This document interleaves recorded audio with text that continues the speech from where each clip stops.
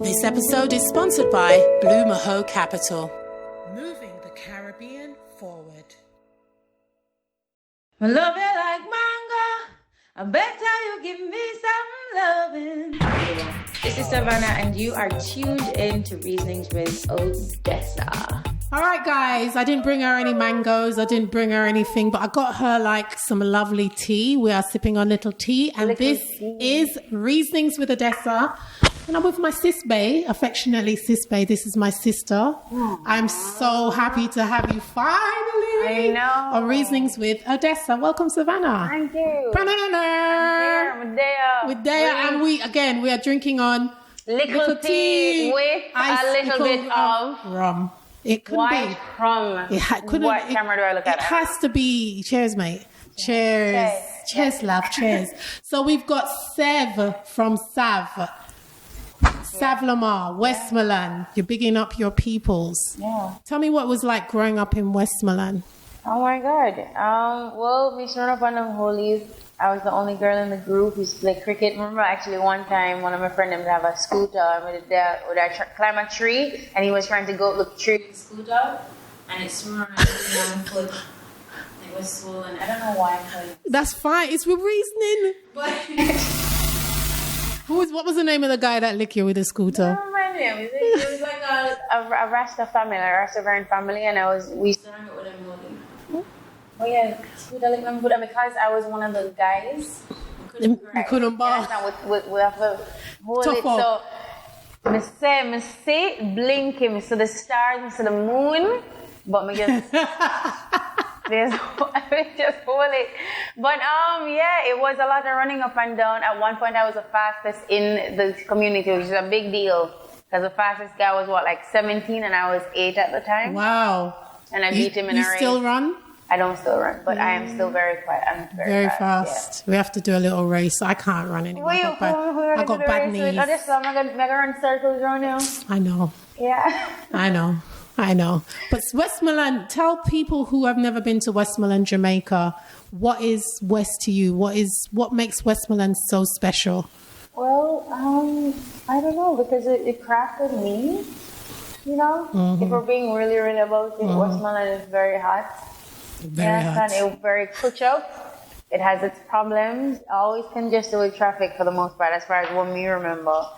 But I think what makes it beautiful and what makes it special is just that it was my beginning. It was the foundation of who I am. It is the foundation of who I am, which is why my name, kind of pays allegiance to that, because I don't want to forget that. So Sev from Sav. Sev from Sav. Yeah, man. All right. So when was it that you realized, I can sing. I have a voice? Because you started, when I met you, you were in advertising. Yes. Oh my goodness, yeah. You know what I said? Oh God, I was the worst. Mrs. Spend my lunchtime on ball, Yeah. I hated it. The environment. I hated it. But yeah, big up them people as them last the name. We big up one person that we can big up, and that's Zena. Big up Zena. Big up Zena. Wherever you're there, big up yourself. Yes. I love Zena. Love Zena. But yeah, actually, right. So I don't know when I realized I thought I could sing when I entered Rising Stars, but then the public was just like, "Oh, you can't sing. Come off of the show." Yeah. Who won that year at Rising Stars? Is it Romaine? No, not Romaine. Camille Davis. Ah, yeah. Camille could sing though. I know. Yeah, Camille. I love her. She's a real good soul.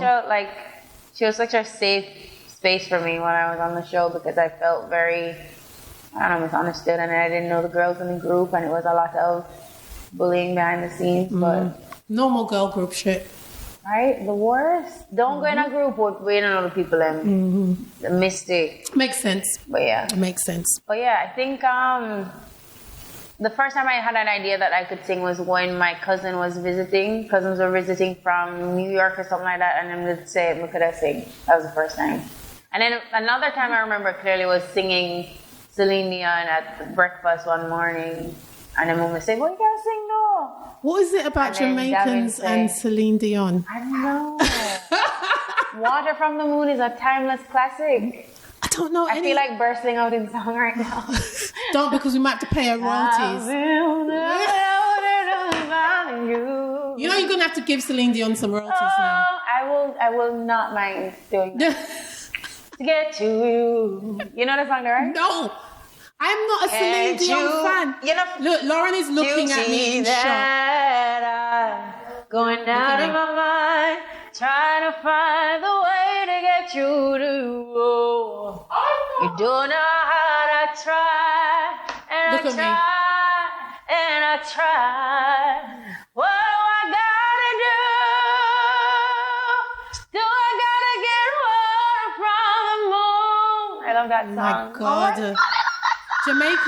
Jamaicans and look, Jamaica nice, but yo, them love a Celine. I call her Silly Dion. I'm sorry. Jamaica is nicer because of Celine Dion, because of our love for Celine. Well, she's adopted Jamaican, isn't she? For sure. She's an adopted Jamaican. I don't know. I love her. Who else do you love growing up? Like, who else inspires you musically? Vocally and musically, there's two separate. I remember trying to sing Tony Braxton's. You know what I'm saying? Whitney Houston, of course. Uncle Barris, right? Who else do I remember clearly? Gregory Isaacs. Mummy did obsessed with him. She used to also keep cassettes of the Manhattan. Wow. Yes. What country singer name again? Names out with R.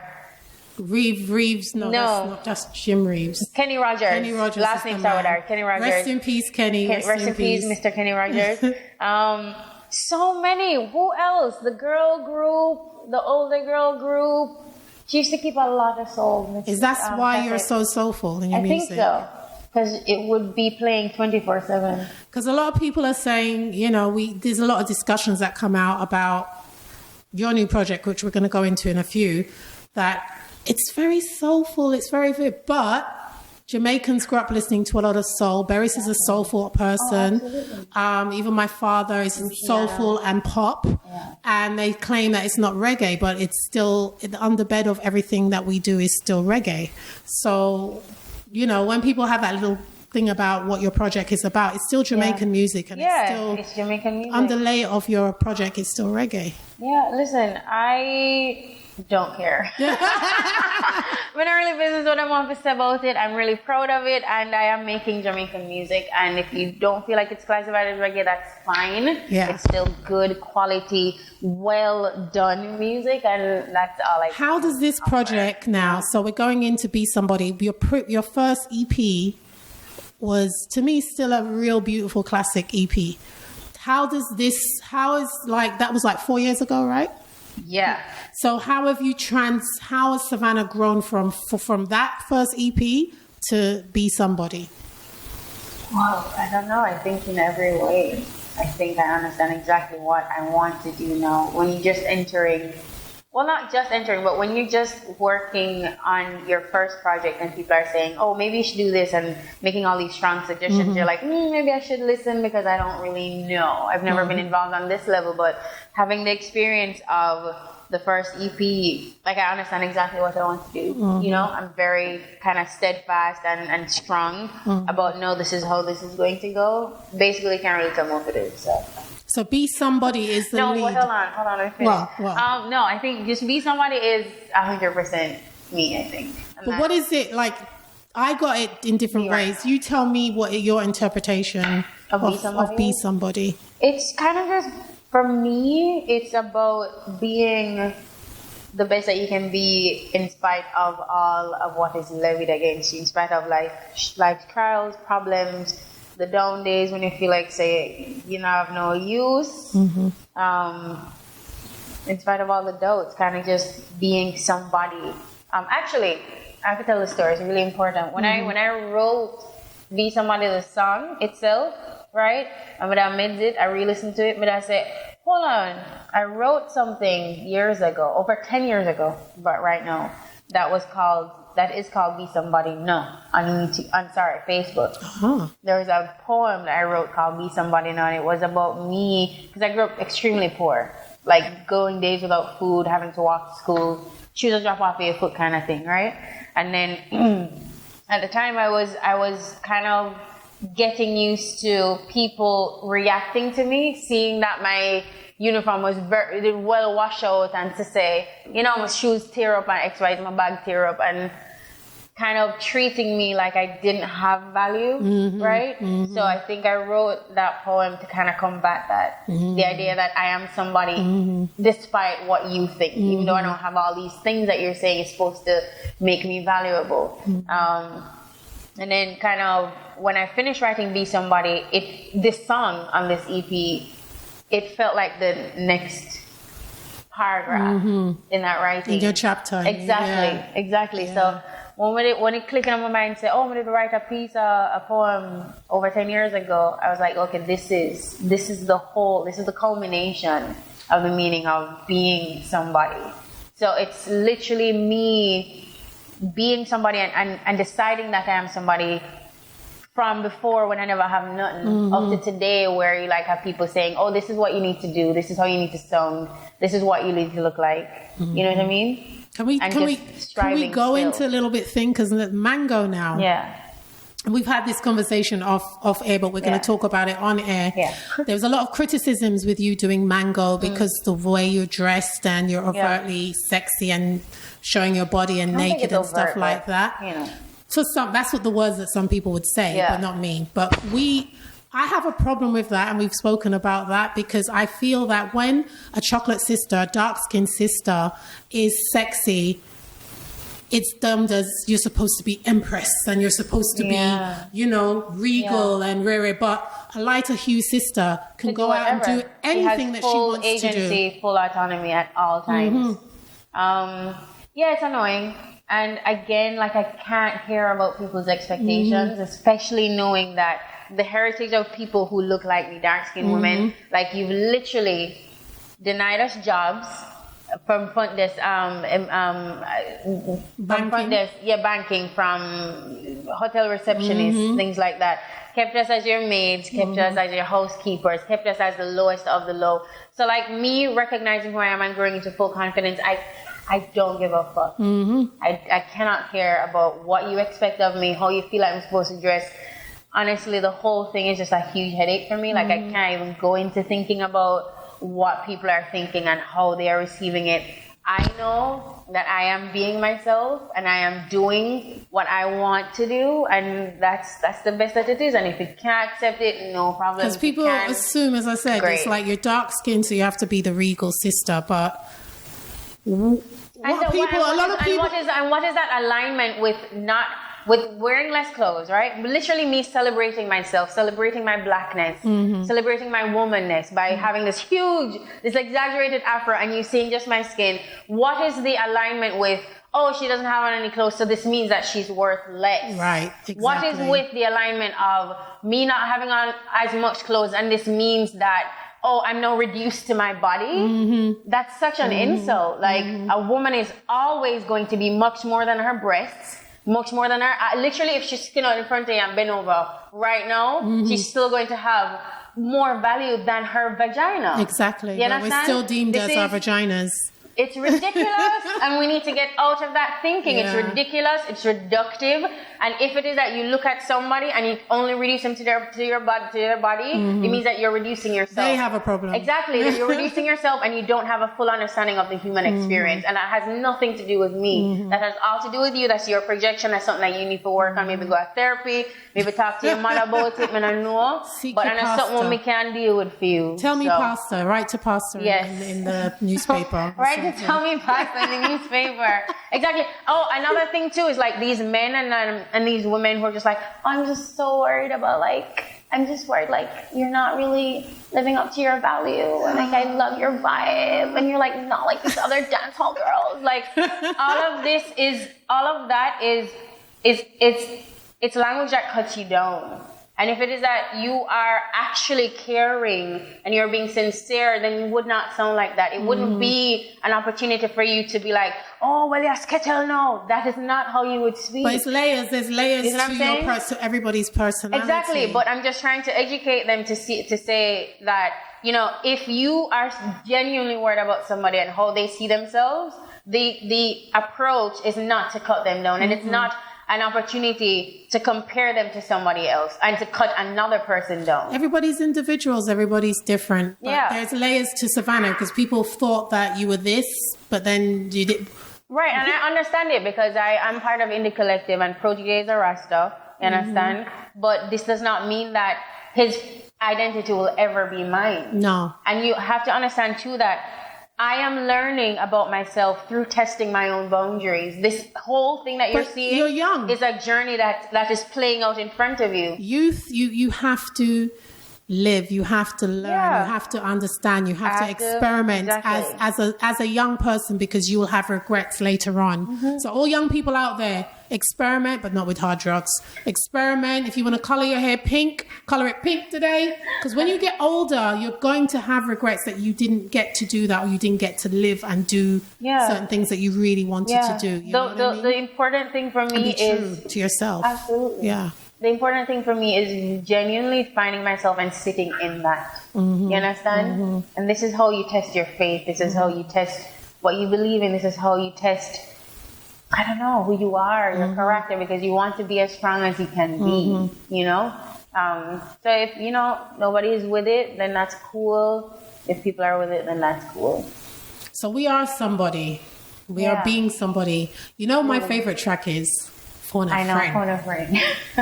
What? Tell us about Phone a Friend. Phone a Friend is a vibe, honestly. But it's done with Jay Vibe in the studio, and he was like, "What kind of vibe are you going for?"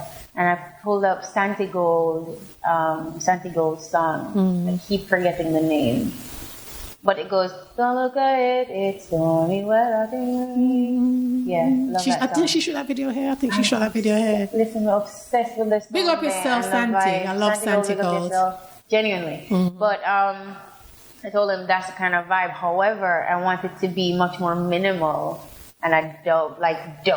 Seriously, just from the beginning, make it sound like a dub remix. And he was like, all right, yeah, we can do that. So he sat with it. And then when he came to kind of the minimal drum and bass, I was like, yeah, that's it. Those are the sounds. And then I was like, it's not textured enough. So I went inside the studio and I did the to put that sound in there, to add it in there. And then I was like, yeah, that's perfect. And then I was kind of just vibing, I don't know, the Phone a Friend. Like, it was just in my mind, like phone a Friend. And then at the time I was kind of processing, I don't know, letting go of toxic relationships. Yeah, not romantically. Yeah, but in period. Yeah. That's what I got from it. It's not about a boy and a woman, or it's not about, it's just... No, it's really about you seeing where somebody is dismissive of your feelings, unsupportive constantly, always like try to kind of cut you down, and just like, you know what, maybe... I don't like this, and you're gonna have to try to find a friend. I'm not that friend anymore. I'm gonna have to move away from you. You're keeping up a facade, you're keeping up a ruse. That doesn't align with who I am. So phone a friend. Draining. Go phone a friend. Yeah. Phone a friend. Did you say or Flo if you want to use that song? Or AT&T, anybody? But I think actually it's an actual movie soundtrack song, because it's so haunting. It just pulls me in. I played it twice. I played the whole album first, and then I went back to that twice. Yeah. And I said, there's something about this that I just really, I love the whole project. Yeah. Super proud of you. Thank you. I've tweeted it. But that's my jam. Thank you. That's my jam. I can't wait to see you perform it. Yeah, me too. Listen. What do you miss the most about being on the road? Wow. The sky. Because of COVID, the sky. I was looking at the sky in different countries. I don't know. For some reason, it always makes me very emotional that the sky looks the same across the world. It makes me feel very connected to nature and I don't know. But okay, so another answer, because people are going to be like, what the fuck? No, that's fine. Another answer would be just being on stage and getting that energy back from the different crowds, the different people. Yeah. Yeah. Just really singing and being on stage. And I really feel like, I don't know, I found my stage identity. Yeah, you've come a long way. Yeah. The last performance I saw you was with Indignant at the Rum Festival. Yeah. Remember I saw you the year before that? Yeah. And I can see the growth. Like you're champion, you're owning that stage, you're working the stage. Yeah. I think as I've become just more confident in myself, it shows, you know, because a lot of this artist work, you know, the interviews and everything and the writing and everything, it's right there. Like it's parallel with the self-work that you have to do, you know, and there's a lot that I've had to overcome for myself emotionally and like mentally. And I think the work is showing on the outside. Yeah. You're free up. No. Yeah. Yeah. So let's weighing me down. What's the next thing? Oh, Uganda. That wasn't Uganda. Where did you go to? Senegal. Girl. I know. So talk about the beautiful head wrap that you wear now. I know. I was going to wear a head wrap today, but then I just said, nah. You know, I was thinking about it. We should have done that, you know. We should have kind of just said, you know, let's do a wrap. Let's do a wrap. Next time. Next time we could do a wrap fight. Yeah. What was it like for you landing in Africa for the first time? It was unexpected, you know. First of all, I didn't get to bathe before I went on the flight. Because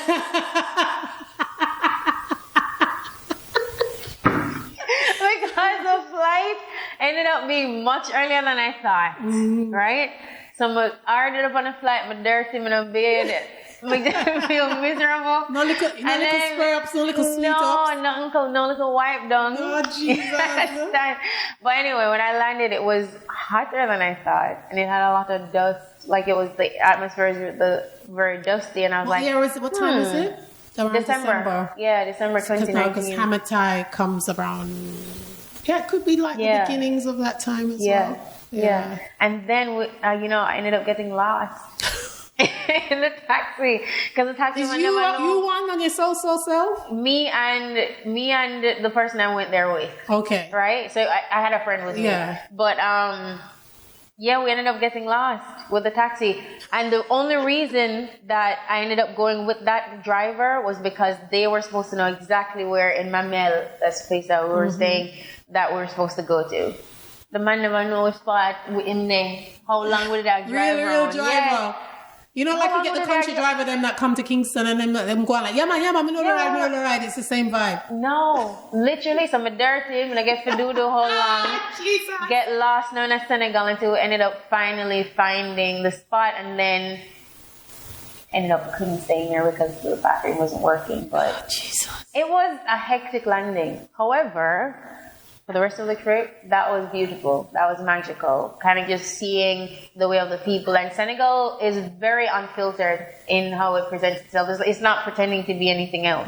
So you see a man on the road, he's selling the thing, and it's like, I don't know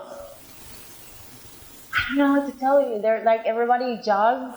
It's dusty. People are living right beside their horses, but it's fine. There's like a harmony between like nature, earth and them, you know. It's very subsistent in its like appearance, and it's like not, you know how like we'd project an image of Jamaica out there where it's like all sand and beaches and stuff, but then it has its problems. It's like Senegal, you go there I don't even think that they make an effort to advertise. It's kind of like they're just there and you're like, hi. Yeah. Where else in Africa that you'd like to travel to? I think I would love to see Ethiopia. I like the name of it. I don't know if there's a name, but like I do like the name. I think the name Ethiopia sounds really cool. Where else? I'd want to go to Gambia. Well, it's not far from Senegal, so it's just down the road. I'm blanking out because I'm a little bit... That's all right, man. That's all right. Big up again, Little T. Big up Little T for your tea. You know, she has a tea that has a little... She has a ganja one that's going to be happening very soon. Ganja doesn't really work, you know? I wish. It's good for you. Well, I do the tea to relax and to sleep. Yeah. I do the tea to relax and to sleep. So, but I want to visit all of Africa, though, because I think it's important to see. It is. It's West Africa first for me, Tanzania, then South Africa. Yeah. Definitely. South Africa is definitely last on my list. My last. Down the bottom of the list. Yeah. I'm like, people are like, go so. I'm like, because it's like all white people. I've seen Europe. I'm from Europe. I've seen Europeans. I don't need to see them. I just need to see my people first. Big up white people. Yeah. Big up people. Big up people in general. But you know what we're talking about. Yeah. So the video, when you shot that video, because somebody goes like, oh, so why is she wearing the pants? Like, we're going to go into fashion. But even when you shot the video, somebody was like, why is she wearing that Puma top with the African thing? And I'm like, well, because she's still sporty and young and fit and bubbly. Yeah. And this is me just explaining. Yeah. And she's still keeping the cultural aesthetic of... Yeah. Honoring the space I'm in, but still being myself. So I was right. Yeah, absolutely. Right. And I love that you have that insight. You see what I'm saying? I love how thoughtfully but other people are just like, oh, so Puma sponsor it, then why she have to go and wear that? And it's like... No, I had a top, it worked. Yeah, exactly. Because there was no budget for styling or makeup or anything. You did well. It was a very I was just replaying the song, and then Yarn was there, Savion, his director. We were there to do work, and we had some time at the end of the trip. And he was like, "Why don't we do a video, a music video?" And I was like, "Yeah, man, we could do it then, no?" So I went into the marketplace. I got the head wraps. And then I got the pants, and then the staircase outfit that you saw was the dress. I got that, and I was just like, oh, well, let me just choose the print based on the Puma top that I have because it's hot in Africa. And then I knew I had to be shooting for a long time, so it's hot. It made sense. It was practical, and I thought it was stylish. I thought it was really cool. I thought it was stylish. It was very young Odessa. It was me back in the day, you know. Now I got belly. Which I strive to be. Oh, my belly ain't gonna happen that time. You're not gonna see that happen then at all. Yeah. So how do you again really feel about your whole project, your whole album on a whole? Because I want people. This is like I've been continuously playing this project. I haven't stopped playing this project. Your first one I played like 2 tracks, but this is something that... And I think it's because you're feeling me in it. Yeah. Literally from the big initial sounds, right, to mixing and mastering. I have had my hands all in there. That's perfect. From the mixing and mastering to the visual that you see, I've had my hand all wrapped up in it. You feel me? It's not something I've had a chance to do before. Yeah. So I think that's why it's resonating. Yeah. You know? And honestly, but your vocals as well, like you're listening. Even though we said B, you know I love you, B. Oh my God. No, don't say it. Stop. Oh my God, stop it. Stop. You cancel that. No, look. Listen, the Beehive will cancel the your Beehive podcast. will not cancel because I am a part of the Beehive, so I can say that. Okay. All right? Okay. All right, I mean, the Beehivers will disagree, Lauren is shaking her head, but yeah, sorry. I am a part of the Beehive. Okay. All right, but my other friend is not. She'll be like... No. Friend of mine. My vocals as well. The thing about the way of reggae music now... Your voice is stronger. Oh, absolutely. Like, if there's no progress, what's the point? You feel me? And this is something that I've been working on and will continue to work on. But, right... I find, right, that as far as like reggae is a vibe, it's a feeling, it's a groove that you sit into, and it's honestly kind of like it feels very freestyle in its nature. Riding the rhythm. You see what I'm saying? Riding the wave. And it's like you can say, "Me make me feel Irish," unless you just sing that for the whole thing, and that is like huge, and people are like, "Oh my God, I'm obsessed with it." But I had I had difficulty finding out where to like sing. You see what I'm saying? Understanding what the nature of reggae is. So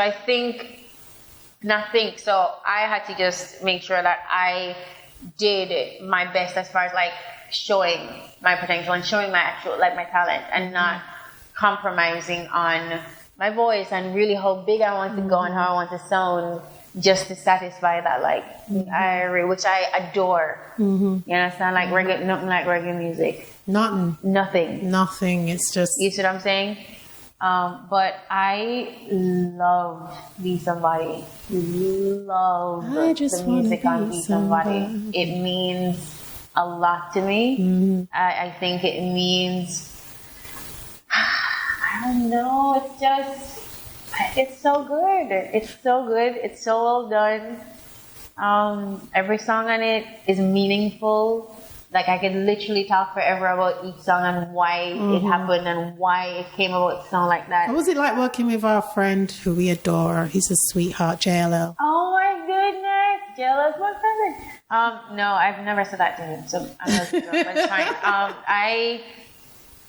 I love JLo. I really do. I think he's one of the most talented. It's very calm, that I've ever come and he's across. just got a Humble. good spirit, and very honest, humble, and humble, genuine, patient. It's such a breeze to work with him. I can't say nothing else good. Like, I can't say. If anyone says anything bad about him, I will smack You question them. You question him because he literally is just like so committed to the music and so committed to his art, and he just deserves the best. He deserves every good thing that's going to come to him. He does, definitely. I really respect him. So what's it like? Well, the ICDIC team, protege, and you got your Leela, you got your protege. Tell us about the team. Tell us about how you guys gel together. What's it? What's the vibe like with everybody? Man, just imagine like a family reunion kind of vibe, and people are kind of shouting across the table at each other. No, because it's overthink, and like those are mine and Leela's voices, and Protege is just like, all right, guys. It's strong because you're both strong personalities. Yeah. And even Diggy's a strong person. He's calm. He's a strong person. No. We're all quite strong personalities. But as far as like the working, he took my vocals for every song on the project. Nice. Just because, I don't know, it just ended up working out like that. We never really planned it, but I don't know. It's organic vibe. Yeah, exactly. Yeah. And me and Leela are genuinely like sisters. We cuss and we'll fight and we'll laugh together, and I'm like, don't talk to me ever again. And then we're like, all right, cool, I love you. So it's like, it's very family-like is what I would say. And then each of us kind of like go off into our own thing when we're doing our own music. Which is good. You feel me? Have our own kind of sub-team. So I have a group of people where I just like, these are the people I'm working with.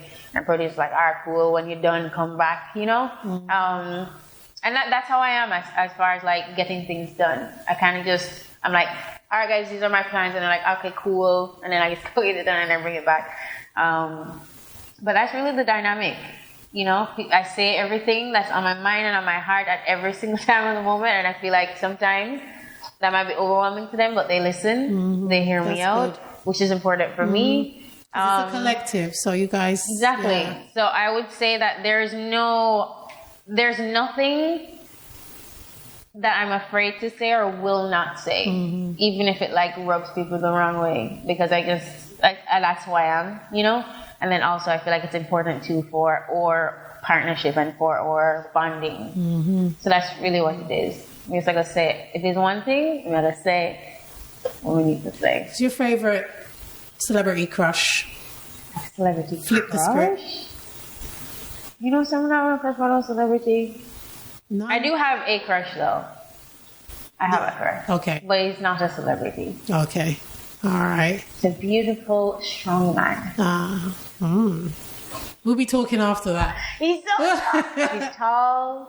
Dark and handsome. Dark, handsome. I want to stop. Shanice is looking at me. Tell us about your style. Tell us about your style. What is my style? Savannah's style? Fashion. You love fashion. You love makeup. I do. I really do. I'm obsessed with like creating looks. Yeah. I don't know. I just when you wake up in the morning, do you just be like, do you plan before you go to bed that you're going to, before I come to Reasonings, this is what I'm going to wear? Or is it like, as I wake up, I'm going to just come and do, this is my look? You know, honestly, this is going to sound very extra, but I am genuinely an extra person. I'm very romantic. You're from Harlem. Yeah. Big up all the Harlem Massive because they're extra. Like, genuinely, I will look at a year and I'm like, this is the aesthetic I'm going to have for the year. And I follow it. I buy pieces that would support it in some way, shape, or form. And that's what I'm doing this year. You feel what I'm saying? Like, so it's head wrap and kiss curls. Head wrap, kiss curls, pearls, dainty, you know, very like feminine, like soft but a little tips of masculinity. Yeah, exactly. Yeah. So like just all of the themes that you see playing out on the EP cover, that's going to be my style for the rest of the year. That's perfect. I love it. Which is a wide range. Yeah, I know. Yeah. I love it. I love it. Tell us about your relationship with your brother who's your designer. And he's dope. He is so dope. He's so talented and so fearless in just the challenges that he'll take on. But also drives me fucking crazy. He won't be your brother. I love him so much. I hate him so much. I love him so much. But yeah, he's my go-to. Whenever I have a vision of something I want to have made, like Davin, so I was thinking this, and he's like, no, Shari, that not gonna work. And I'm like, no, man, but try it. But what if we tried XYZ? And he's like, that's not how sewing goes. So it's like a back and forth, but he always gets it done, and it always comes out looking. Pulls it off. Yeah. From that little red dress. Yeah. He's still got to make my black version for it, so I'm going to link him for sure. Yeah. No, he's irreplaceable. He is exceptional. He is brilliant. And I love him very much. Sevana, what is, describe yourself in 3 words for me. Misunderstood. Ruthless. I know what she's talking about. But also empathetic at the same time. I don't know. All those things I would say. Yeah. Finish this question. Jamaica is, or the description. Jamaica is my place. Reggae is irreplaceable. Africa is necessary. All right, guys. So we're gonna finish off the rest of this drink. I think that's it. Let's go to Sev from Sav. School. Big up everybody at Westmoreland, yeah. Big up all the Westmoreland massive. Big up my mother Peaches, yeah. Yeah, good day. Do it again. Let me pat my bed. Big up my brother Romeo, yeah. You understand? Yeah. Big up the Guinea tree, them. Yeah. Big up the fold, them. Yeah. Yeah. Who else you want big up? Corner shop, them. Yeah. Dominoes. I love Dominoes. We're going to do games night. We're like, Lauren is right here with us. So I'm ready. We're doing the games night. So anyway, it's Reasons with me, Odessa, Seb from Sab, aka Sevana, and we out. Peace. Peace, bye. I don't know what camera to look at. Let's see. All right, bye. Hey, don't forget to subscribe and follow us on Instagram and Twitter at OAccess Jamaica.